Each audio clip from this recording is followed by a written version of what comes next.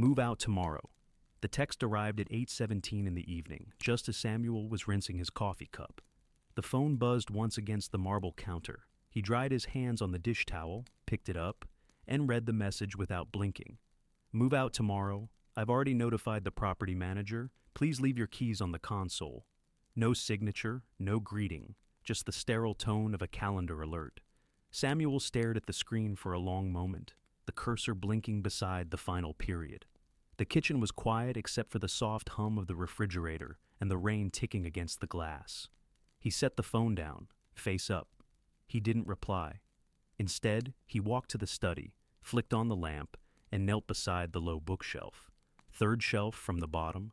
Behind the outdated technical manuals and the untouched tax guides was a leather-bound binder with a discreet label, Contingency. He pulled it free, the weight familiar in his hands. Then, from beneath the floor vent, he retrieved a small scuffed metal box, brushed steel with a mechanical latch that clicked open like a camera case. The air inside the study changed when the box opened. Not literally, but something shifted. The room recognized what was happening. Samuel laid out the contents methodically. 7 sealed envelopes with his looping cursive initials, a hard drive wrapped in anti-static cloth, and a stack of original documents, vendor contracts, notarized affidavits, time-stamped delivery logs. A yellow sticky note sat atop the pile, dated in red ink. If this day comes, no hesitation. He sat at the desk and opened the binder. Each tab section had been updated weekly, sometimes daily. He began flipping through it, eyes scanning line items with practiced efficiency. Section 1, Procurement Authorizations. His initials beside each entry, vendor codes, time stamps. Section 2, Vendor Trails. Including the anomalous dual invoices from the foreign logistics firm Claire had insisted on using. Section 3, Clearance Logs from Internal Systems. His access credentials, traceable to every routing change. Section 4, Account Routing Diagrams, showing how Claire's expense approvals bypassed internal review once she'd consolidated departmental codes under her name. None of this was new. Samuel had built it all. But tonight, it was no longer a backup plan. It was the plan. He paused at Section 5, Chain of Custody Notes. There, in Claire's handwriting, a signature on a printed email she'd once dismissed as just a formality. He'd kept the hard copy. Of course he had. He leaned back, closed his eyes, and let the pattern settle. The contingency binder wasn't just protection. It was authorship. Invisible labor he had performed quietly for years, setting up systems, routing approvals, double-checking policy compliance, documenting every irregularity Claire had insisted was how things get done in the real world. He had never argued. He had watched, recorded, and waited. The rain had thickened into a steady pour, soft against the window panes.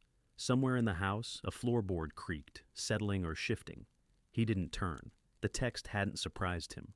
What had surprised him was the precision of it. Claire's legal instincts were showing. No emotion, no accusation, just procedural action.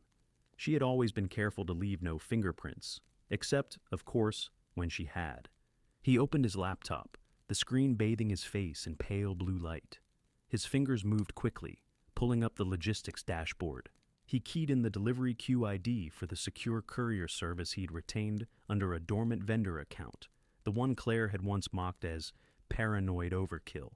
His request, 3 sealed packets, addressed separately to Robert Hale, David Kerr, and the Oversight Liaison Officer for their primary government client.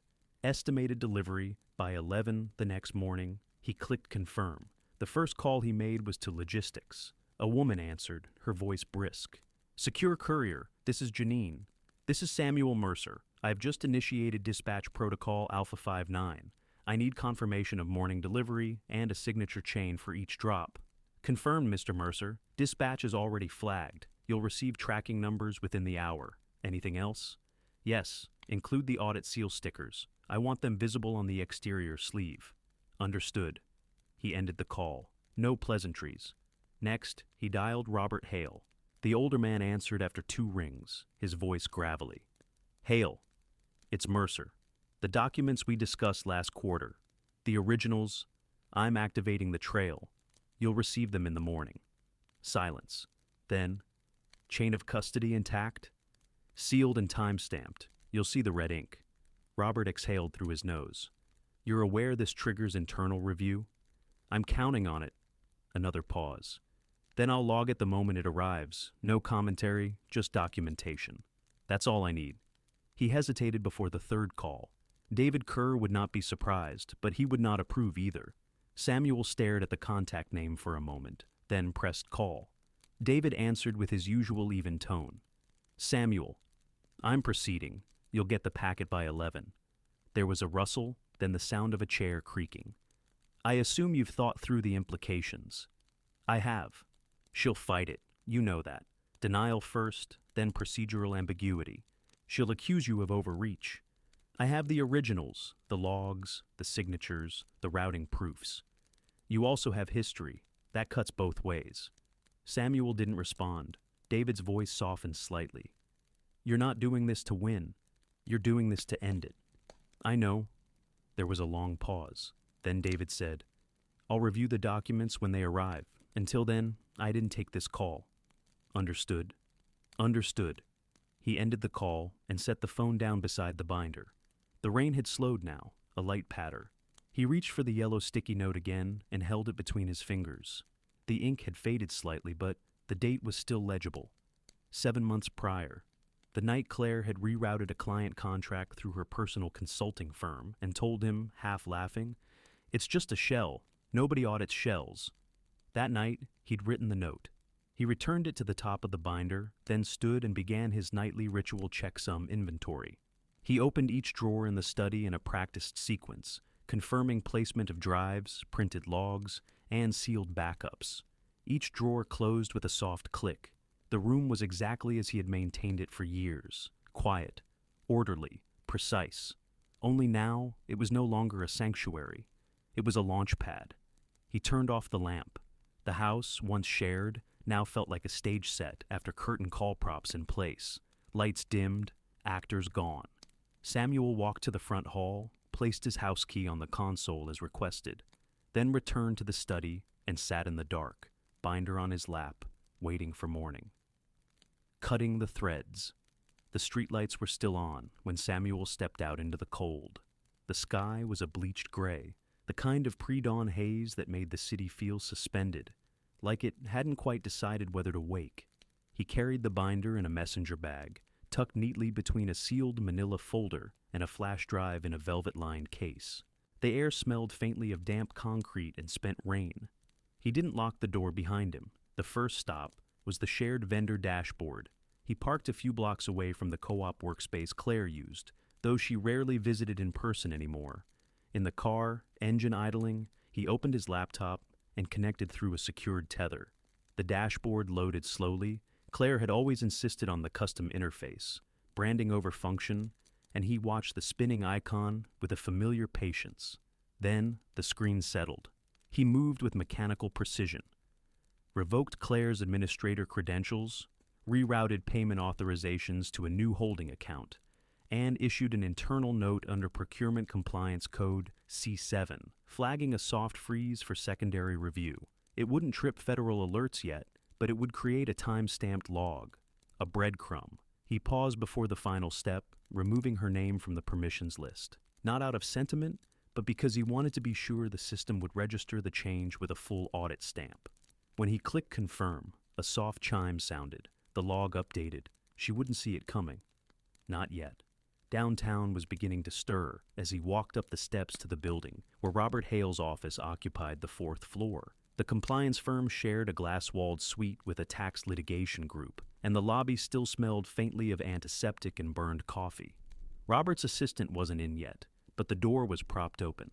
Samuel stepped inside. Robert looked up from a narrow stack of case files, his reading glasses low on his nose. "Mercer," he said, voice flat. "You're early. I prefer not to wait." Still methodical. Robert stood, gesturing toward the small conference room behind him. "Let's see it." Samuel placed the sealed folder on the glass table. Robert sat, pulled on nitrile gloves, and slit the envelope with a brass letter opener. The papers inside were organized in color-coded sleeves, blue for procurement logs, green for signature authorizations, red for routing changes. Samuel watched him flip through each section without comment. After a few minutes, Robert exhaled through his nose. These match the audit logs from the vendor interface? They do. I've mirrored the drive. SHA 256 checksum is in the accompanying packet. Robert gave a short nod. I'll need to validate metadata. If these are unaltered, I can sign an evidentiary cover sheet. You'll do that today?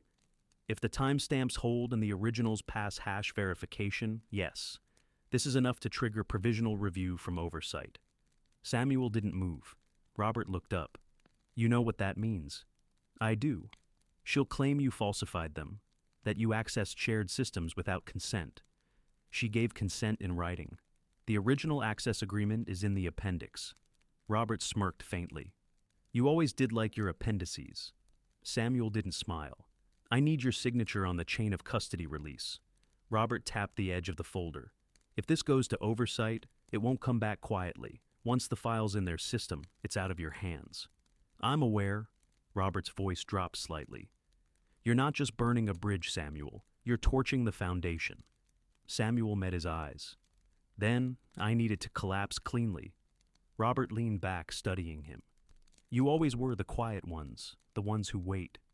Samuel reached into the bag, pulled out the flash drive, and set it on the table. The mirrored logs, encrypted, passphrases on the final page. Robert stared at the drive for a moment, then picked it up and slipped it into a padded envelope. You'll have the signed release by this afternoon. Samuel nodded.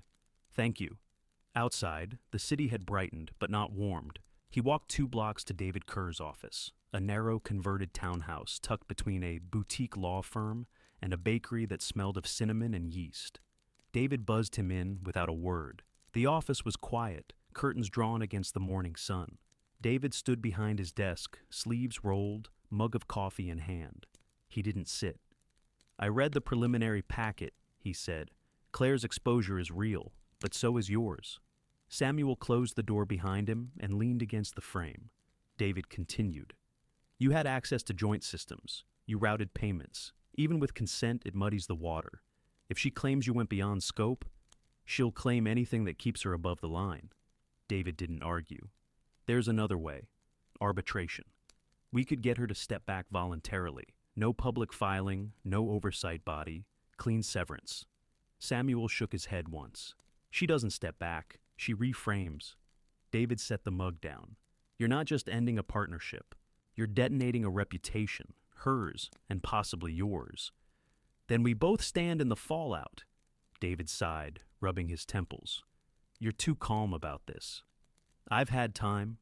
The door creaked open behind him. Maya stood in the threshold, face tight, hair pulled back in a way that made her look younger and older at once. I asked her to wait, David said quietly. I didn't, Samuel replied. Maya stepped in and closed the door. You won't take her calls. She's spinning. I'm not surprised. She doesn't know what's coming. She made sure I didn't either. Maya crossed the room, her voice low. Let me mediate. I'm not naive. I've seen her dodge accountability, but this isn't surgical. It's a wrecking ball. Samuel's gaze didn't waver. That's the point. You still love her, Maya said. Even now. I loved what I thought she was. Maya's jaw clenched. You're not like this. You're not cruel. Samuel opened the inner pocket of his coat and pulled out a folded document. This is the internal release. Once I sign, the chain of custody formalizes. The folder goes to oversight by end of day. Maya looked at it, then back at him. If you sign that, you don't get to walk it back. I know. David moved to the side table and pulled out a pen. Are you sure, Samuel? Once this enters the record, it triggers compliance holds, immediate flags, no discretion. Samuel took the pen and signed. David took the form, glanced at it, then placed it in a separate envelope. I'll schedule the boardroom delivery, noon tomorrow. You'll be notified once it's logged. Maya stood very still. She'll say you ambushed her. She ambushed me 7 months ago, Samuel said. I just hadn't named it yet. David cleared his throat. You should go. We'll handle the rest from here. Samuel turned to leave. Maya followed him into the hall. You think this will bring you peace? No, he said, but it will bring clarity. Outside, the wind had picked up. Samuel walked alone, the messenger bag slung over his shoulder, the city humming around him. He didn't look back. The loading dock at Aldridge Strategies was quiet. The kind of quiet that came not from inactivity, but from practiced efficiency. The security guard on shift, an older man with a buzz cut and a thermos of black coffee, barely looked up when the delivery crew rolled in. Two men, gray polos, black gloves, laminated badges clipped to their collars. They moved with the exact tempo of routine, not too fast, not too slow. The matte black filing cabinet on the dolly was taller than either of them, wide enough to require both hands on the frame. It gleamed dully under the fluorescent lights. "Vendor slot 12, one of them said, holding out a clipboard with a printed manifest. "Pre-cleared, reference number matches the internal schedule." The guard scanned the sheet, then tapped at his tablet. Sure enough, the entry was there. "Delivery, Internal Archive Services, slot 12, authorized for boardroom intake." "Boardroom?" he asked. "Per the invoice," the man said, gesturing to the envelope taped to the cabinet's front. "Instructions inside. No signature required." The guard frowned but nodded. "Go on, take the East Freight lift. You've got 20 minutes. They didn't waste time. The cabinet made a low, steady rattle as it moved across the concrete, wheels humming. One of the movers pressed the elevator button with the back of his glove. The doors opened. They entered. No words passed between them. Upstairs, the executive corridor was half lit, the usual hum of midweek activity having tapered into late-day hush. The movers stepped into the boardroom without knocking. The door had been left propped open for the scheduled HVAC inspection, and no one questioned their presence. They positioned the cabinet precisely centered against the far wall, between the frosted glass and the framed ethics charter. One man peeled the envelope from the front, placed it neatly on the table, then extracted a second, smaller envelope from his bag and slid it beneath the lip of the cabinet's top drawer. They left without a word. 10 minutes later, a junior associate named Riley found the cabinet. He had been sent to double-check the room setup for a late meeting and froze in the doorway when he saw it. The thing looked like it had been extruded from some other building entirely, heavy, foreign, and deliberate. He squinted at the table. The envelope was addressed to Chairperson Edmund Park, COO Hannah Lynn, and Ms. Claire Aldridge. No sender listed. The invoice underneath was stamped with a familiar vendor name, one used frequently for record storage and compliance overflow. Riley backed out and made the call. Claire arrived first. She had changed into a navy wrap dress and heels that clicked with authority against the marble corridor. Her assistant trailed behind her, trying to keep pace. "I wasn't notified of any delivery," Claire said, brushing past the assistant and into the boardroom. She stopped short when she saw the cabinet. "Who signed off on this?" The assistant shook her head. "It's not from facilities. Riley said it matched a vendor slot." Claire turned sharply. "Get legal, now." By the time Edmund Park entered the room, silver-haired, composed, with a slight limp from an old skiing injury, the cabinet had become a gravitational point. Hannah Lynn followed, her expression unreadable, tablet already in hand. "Claire," Edmund said, nodding. "Something urgent?" Claire gestured toward the cabinet. "This was delivered under pretense. I didn't authorize it." Hannah stepped forward, lifted the invoice, and skimmed it. "Vendor matches our records. Slot 12. It's legitimate." Claire's jaw tightened. Then someone's using internal permissions they shouldn't have. Hannah didn't respond. Instead, she picked up the envelope and broke the seal. The first folder inside was unmarked on the exterior, but when she opened it, her breath caught. She passed it to Edmund. The top page was a procurement authorization, dated 6 months prior. Below the printed form was a signature in indigo ink Samuel Mercer. The paper bore the faint watermark of internal compliance documentation. The pen used, a Mont Blanc with a fine nib, matched the one Samuel had kept in his desk drawer for years, always refilled with the same deep blue cartridge. Claire moved to intercept the folder, but Edmund held up a hand. "Wait." He flipped through the next few pages. Each bore Samuel's name. Each cross-referenced vendor accounts, IT credential logs, and clearance tiers. One included a notation about Claire's override attempt, flagged, annotated, and signed by Samuel with a date that predated her public claim of authorization. The silence in the room thickened. Claire took a step forward, voice tight. "This is an internal matter. I'll handle it." "No," Hannah said quietly. "This was delivered to the boardroom. That makes it procedural." Edmund looked up. "And public." Claire's eyes narrowed. You're not suggesting this was deliberate. Hannah placed the folder on the table. Invoice says the delivery was scheduled, not spontaneous, not anonymous, and it matches our vendor chain. That means someone with access, not an interloper. Claire's voice lowered. You think Samuel did this? Edmund didn't answer. He was scanning the back page, where a notation in Samuel's meticulous handwriting outlined the chain of custody protocol.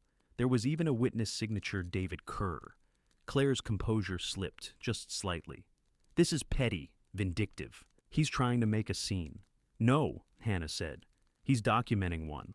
The security chief arrived moments later, flanked by a paralegal from legal. They confirmed what the others had already begun to suspect. The delivery was pre-cleared, the manifest matched, and the time slot was legitimate. The cabinet hadn't been smuggled in, it had been invited. Claire stood very still, the muscles in her jaw ticking. She reached for the folder again, but Edmund placed his hand over it. Until we complete internal review, this stays here. No removals. She turned to him. You're taking this seriously? I'm taking the process seriously, he said, which is what you taught us, Claire. Outside the building, across the street and 3 floors down, Samuel sat in a parked sedan. The windows were tinted, the engine off. He watched the lights shift in the boardroom shadows pacing, figures gesturing. He didn't smile, but his hand, resting on the passenger seat, uncurled slightly. Inside the boardroom, Hannah opened the second envelope. It contained a single sheet, typed in bold at the top, Cabinet 1 of 3. Claire stared at it. No one spoke. The silence said everything. The room had shifted. The earlier tension contained, brittle was now something heavier, more saturated, like the air before a thunderstorm. No one reached for the sheet labeled Cabinet 1 of 3. Not yet. It sat at the center of the table like a detonator. Claire broke first. Well? Her voice was sharp, but the edge wasn't steel. It was glass. Too clean, too brittle. Edmund nodded at the paralegal, who stepped forward with a key card and a barcode scanner. He moved to the cabinet. One beep, a soft mechanical click, and the top drawer released. Inside, folders. Neatly labeled, color-coded, tabbed with dates and initials. David Kerr arrived as the drawer opened. He didn't speak. He crossed to the far side of the table, took the empty seat beside Hannah, and set down a small leather folio. Inside, copies. Originals would remain sealed until requested. Claire folded her arms. This is absurd. If there's a grievance, it should have gone to HR or legal. Some of it did, David said calmly, not looking at her. But chain of custody can't rely on internal routing alone, not when procurement compliance is involved. Chairperson Park had been silent until now. She leaned forward, her tone precise. David, can you confirm the chain integrity? David opened his folio. Confirmed. All 3 cabinets were scanned, time-stamped, and stored under dual custody. Robert Hale from Compliance validated the seal integrity. He's on standby for remote verification. Put him through, Park said. A few keystrokes later, Robert's voice filled the room from the speakerphone. Robert Hale here. This is Chair Park. We're reviewing the first cabinet. Do you confirm the documents were received sealed and unaltered? Confirmed. I personally verified each seal against the manifest. I logged the entries and cross-referenced with our authorization grid.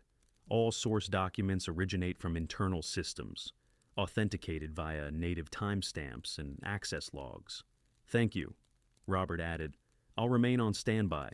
If you find Cabinet 2, I suggest reviewing the subfolder marked Vendor Loopback. It contains routing sheets tied to shadow accounts. Claire's head snapped toward the speaker. Shadow accounts? Robert's voice didn't waver. Accounts tied to your division, Claire, but authenticated under Samuel Mercer's credentials. Reconciled monthly. The routing paths suggest deliberate obfuscation. Claire stood. That's not possible. Hannah opened the first folder. Then you'll want to explain this. She slid it across. Claire didn't sit. She scanned the top page and invoice trail from a third-tier vendor, routed through a procurement shell tied to a defunct subsidiary. The approval signature was hers. The system authorization? Samuel's ID.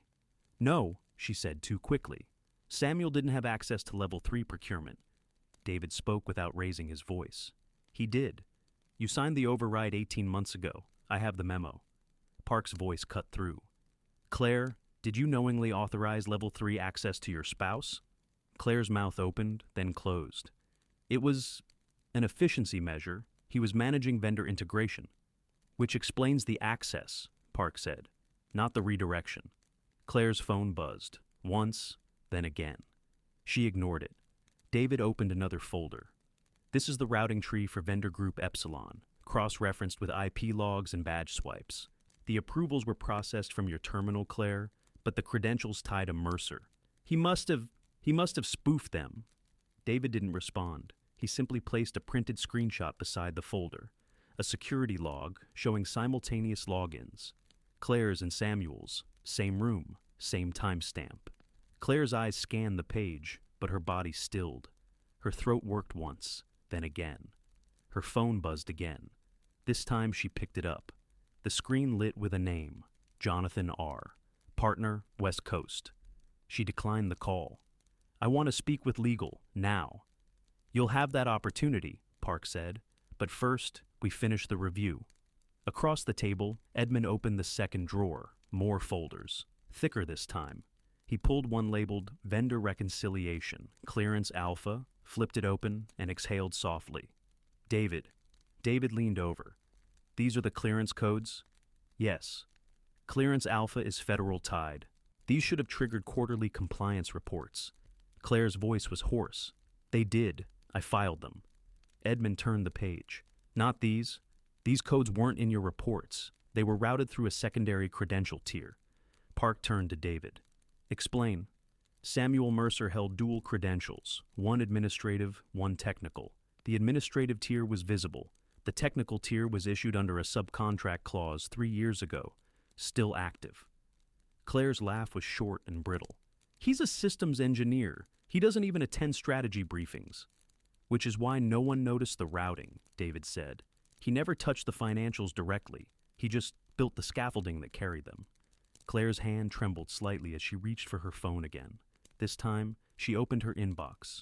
Unread messages stacked like bricks. Subject: urgent, vendor hold, flag. Subject: compliance escalation, immediate response. Required: subject, partner recusal, effective tonight. She scrolled. Each subject line was another brick, another weight. Park watched her. You're welcome to step out and take those. I'm fine. Another message arrived as they watched. Subject: termination of joint procurement. Eastern region. Claire set the phone down, face down. Edmund opened the third drawer. Inside, a single envelope. Heavy stock, unmarked. He handed it to Park. She opened it carefully. Inside, a notarized affidavit, dated 2 months prior, signed by Samuel Mercer, verified by Robert Hale. It outlined the full structure of the shadow accounts, the vendor cycles, the credential tiers, and the chain of custody process. It also included a timeline. Park read aloud. Initial discovery, March 2nd. Credential audit, March 14th. Vendor trace, April 4th. Cabinet preparation, May 1st. Submission to Oversight Agency, May 12th. Claire's voice was barely audible. He's been planning this for months. No one corrected her. She looked around the room. You all think this is deliberate sabotage. No, Park said. We think it's documentation. The door opened. A junior associate entered, whispered something to David, and handed him a folder. He opened it. His mouth tightened. This just came from the Department of Internal Oversight. They've placed provisional holds on all vendor contracts tied to the flag credentials. Effective immediately? Claire stood. You can't. David held up the folder. They can, and they have. She looked at Edmund. You're letting this happen. Edmund's voice was quiet. I'm letting the process happen. Her phone buzzed again. This time it was Maya. Claire answered, her voice cracking. Maya, I read the partner memos, Maya said. Her voice was flat. I saw the folders. I saw the dates. Claire took a step away from the table. You don't understand. I understand exactly. You built something on his work. You erased him. And when he asked for credit, you gave him access. Then you blamed him for the mess you made with it. Maya, please. I'm not answering your calls again. The line went dead. Claire lowered the phone. Her hand was trembling now. Across the street, Samuel sat in the silence of the car. The boardroom lights glowed through the tinted glass. His laptop sat on the passenger seat, closed. His phone was off. He didn't watch the moment Claire broke. He didn't need to. He had written the script. And now it was performing itself. Submission and sting. The boardroom had emptied slowly, not with the chaos of a fire drill, but the gravity of a courtroom recess. Quiet footsteps on the marble, murmured calls to assistance, the click of briefcases shutting, all of it undercut by the knowledge that Claire Aldridge's authority was no longer assumed. Claire stood at the head of the table, arms folded tightly across her chest, her blazer wrinkling under the pressure, the silence left behind by the others pressed in around her, too clean, too deliberate. The documents still lay spread across the long walnut surface, signatures, timestamps, metadata trails, and one yellow sticky note in Samuel's handwriting, checksum verified, May 1st. She stared at it like it might rewrite itself. In the adjacent office, David Kerr sat at the glass-top desk with his laptop open and a secure flash drive plugged into the port. The screen glowed with the Department of Internal Oversight's interface, sterile, blue-gray, and unforgiving. He had already uploaded the folder, Credential Breach, Mercer Archive. Every document had been cross-referenced against Robert Hale's notarized validation set. Every checksum matched. He typed one final line into the summary field. All materials submitted under attestation. See attached affidavit. A quiet knock interrupted him. Robert Hale stepped in, holding a flat envelope with the department's seal already pressed into the flap. Hard copy couriered? David asked. 2 minutes ago. Signed chain of custody. They'll log receipt within the hour. David nodded. Redundancy matters? Robert didn't reply. He walked to the table, set down the envelope, and placed a stamped copy of his own affidavit next to it. His hand lingered on the paper for a moment. This isn't sabotage, he said, voice low. It's structure. She built her name on someone else's scaffolding, and now the scaffolding's filing invoices. David didn't look up. Let the agencies decide. We just submit. In the boardroom, Claire finally moved. Her heel scuffed against the floor as she stepped back from the table, eyes scanning the room as though looking for someone to contradict what had just unfolded. But there was no one left to argue with. She walked into her office. The door clicked shut behind her. The city lights bled in through the windows, soft and indifferent. Claire stood behind her desk, staring at her monitor. Her inbox had erupted. Subject lines from partner firms, compliance departments, and internal audit teams. She clicked one open. Effective immediately, pursuant to Clause 6.2 of the Partner Integrity Agreement, our firm will suspend all joint projects until the credential validation process concludes. This is a provisional hold, not a termination. She clicked another. Due to flagged procurement trails linked to your department's clearance codes, we have placed a temporary freeze on all disbursements pending external review. Please contact Compliance Liaison R. Patel for further coordination. Then another. Please be advised, your administrative privileges on the shared platform have been downgraded to read-only pending investigation. This is a procedural step and not a disciplinary action, yet. Her hand hovered over the mouse, then she saw it. The email from the Oversight Agency. Subject, confirmation of receipt, credential submission, SARS, Mercer. She clicked. The body was short, formal. Received May 12th, 21:47 hours. Chain of custody validated. Documents logged under submission, ID A7711. Provisional review initiated under expedited clause due to federal procurement exposure. She scrolled. Attached was a scan of the physical envelope, signed by courier, time-stamped, and stamped by the department. Below that, a scan of the sticky note, his handwriting again, the same date, the same checksum. She whispered, May 1st. The door opened behind her. David stepped in, his expression unreadable. She didn't turn. How long has he been planning this? She asked, voice brittle. David's reply was quiet. Long enough. Claire turned then, slowly. Her eyes were glassy, but her jaw was set. And you helped him. I submitted what was valid, he said, and what was yours to answer for. She stepped around the desk, closer now. You could have warned me. I did, he said, more than once. You just called it internal noise. Claire opened a drawer and pulled out a legal pad. Her handwriting was tight, slanted. She flipped through the pages, notes from meetings, vendor names, approval initials, his initials, SM, noted beside infrastructure lines, firewall credentials, and metadata tags. She stared down at them. He never raised his voice, she said. No, David agreed. He just kept receipts. A knock came at the glass again. This time, it was Park, holding her phone, her face grim. Press is outside, she said. And someone's leaked the submission timestamp. Claire looked at the phone. Notifications scrolled across the lock screen, headlines forming. She didn't reach for it. Tell them we're reviewing, she said, voice low. Tell them it's procedural. Park hesitated. They're citing clause suspensions. That's not procedural, that's structural. Claire's mouth opened, but no words came. Park didn't wait. She set the phone on the desk and left. David looked at Claire for a moment longer. Then he followed. Alone now, Claire sat down. The chair didn't feel like hers anymore. Across the city, Samuel sat in the cabin's dim light. The fire had burned low. His laptop remained unopened on the table. The phone still off. He didn't need to check the feeds. He knew the timing by heart. He'd drafted the envelopes himself, printed the checksum registry on archival paper, had Robert initial each page in blue ink, not black, because blue was harder to forge. He'd picked the courier firm with the strongest chain of custody policy, the one that filmed their handoffs and logged GPS stamps with each delivery. He'd done it all quietly, no raised voice, no threat, just architecture. Now, the scaffolding was retracting itself. He poured a finger of scotch and sat by the window. Outside, wind moved through the trees. Distant lights from the valley blinked faintly.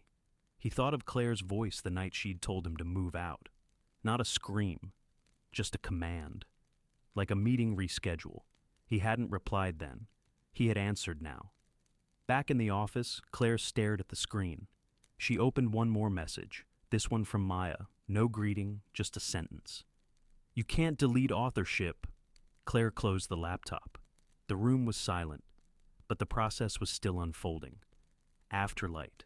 The wind had picked up by nightfall, pulling at the eaves of the cabin with low, rhythmic sighs. Samuel sat on the porch wrapped in a wool blanket, the scotch bottle now capped and untouched beside him. His glass sat on the railing, the amber liquid catching the last of the firelight from inside. He hadn't lit another log. He liked the dark, the quiet hum of the night pressing in. His phone remained off, the laptop unopened. He had nothing left to send. Inside the cabin, the papers were stacked in labeled folders, each one sealed. He'd left a copy of the cross-reference ledger on the table, just in case David asked for it again. Not because he doubted the delivery. Robert had confirmed receipt at 3 separate agencies, each logged with time-stamped scans, but because Samuel had learned that people trusted you more when you had already anticipated the second ask. His hands rested flat on his knees, still, unshaking, but the tension hadn't left his shoulders. It wasn't fear. It was the echo of motion. After months, years of preparation, there was no more to do. The machinery was already in motion, and he was no longer holding the lever. Down in the valley, a single pair of headlights wound along the distant road. He watched them move, slow and steady, until they vanished behind the ridge. He didn't know if Claire was still at the office. She might be home by now, though the word felt misapplied. At that very moment, Claire stood in the kitchen of her home, staring at the edge of the countertop where Samuel used to slice grapefruit every morning. The silence in the house was taut. Maya's room was dark, her suitcase gone. The dining table was covered in folders, some hers, some not. The stamped one from the oversight agency sat unopened. She'd been told not to tamper with it, not to even break the seal. Outside, a car idled at the curb. An attorney from the firm had come, sat in the living room for 20 minutes, and left without touching his coffee. He hadn't looked angry, just resigned. There will be an internal vote, he'd said. They won't wait. She'd nodded. Her hands hadn't moved from her lap. Now, alone, Claire picked up the phone again. No new messages from Maya, just the one from earlier. She read it again. You can't delete authorship. She turned the screen face down on the granite. In a shared drive that Claire no longer had access to, Maya had uploaded a folder titled Systemic Authorship, Internal Provenance. It contained screenshots, metadata logs, and a brief affidavit. No commentary, just source tracing. It had taken her less than a day to organize. She'd been collecting quietly for weeks, ever since she'd overheard Claire on a call denying Samuel's role in the original integration schema. Maya hadn't told Samuel what she was doing. She didn't need to. At the cabin, Samuel's phone buzzed once, briefly from inside. He didn't move, then again. Longer this time. He rose slowly, stepped inside, and flipped the device over. The screen lit up. David Kerr. He answered. "You seen the feed?" David's voice was quiet but not soft. "No," Samuel said. "Board suspended her. Formal review pending. External counsel already flagged." Samuel said nothing. "They're using your ledger," David continued. "Not just as evidence, as operational audit. Hale filed the chain of custody affidavits this afternoon, stamped and notarized. You gave them a procedural lifeline." A pause. "You all right?" Samuel leaned against the counter, hand resting on the cold glass of the stove. "I'm here." "That's not what I asked." "I know." Another pause. "She's going to say you ambushed her," David said. "That this was malicious, personal." "She's not wrong," Samuel replied. David sighed. "No, but she also left the door wide open. Your work held everything together. She knew that." "That didn't stop her." "No," David agreed, "but it did end her." They let the silence settle between them. "Robert asked if you wanted a formal statement filed under your name," David said finally. "For the record." "No," Samuel said. "Let the documents speak." David hesitated. "All right, I'll tell him." "Thank you." "Take care of yourself, Sam." The call ended. Outside, the wind had dropped. The lake was still. Samuel set the phone on the table and walked to the window. His reflection looked back at him. Older, sharper somehow. Not colder, but clearer. As if the fog that had clung to him for years had finally burned off, leaving something leaner behind. He wasn't sure he liked it. He thought of Maya, her quiet watchfulness, the way she'd always ask questions that adults dodged. She hadn't called him since the release. But she hadn't called Claire either. Some truths didn't need to be spoken twice. In the city, Claire sat on the edge of her bed, still dressed, still upright. Her blazer had slipped off one shoulder. She didn't fix it. The laptop blinked softly on the desk. She didn't look at it. The message from Maya still pulsed behind her eyes. You can't delete authorship. She had always believed in narrative control, in performance. But authorship, that was different. Authorship came with trace, with substance. With fingerprints left on every line of code, every routing decision, every vendor selection that bore Samuel's name, even if she'd scrubbed it from the presentations. Now the fingerprints were fluorescing under institutional light. She didn't cry, she wasn't the crying type, but her hands had stopped moving hours ago. Even the performative gestures, the coffee, the blazer straightening, the phone checking, had ceased. There was no audience left. Back in the cabin, Samuel stepped out onto the porch again. The air was colder now. He pulled the blanket tighter. He didn't feel triumphant. He felt returned, as though something had been restored, but at the cost of his own reflection. He had answered Claire's command, not with noise, not with spectacle, but with structure, with the silent certainty of architecture. He had made her house crumble by pulling his beams away, and now he would live with the echo. The stars were beginning to show. He finished the last of the scotch, set the glass down, and closed the door behind him.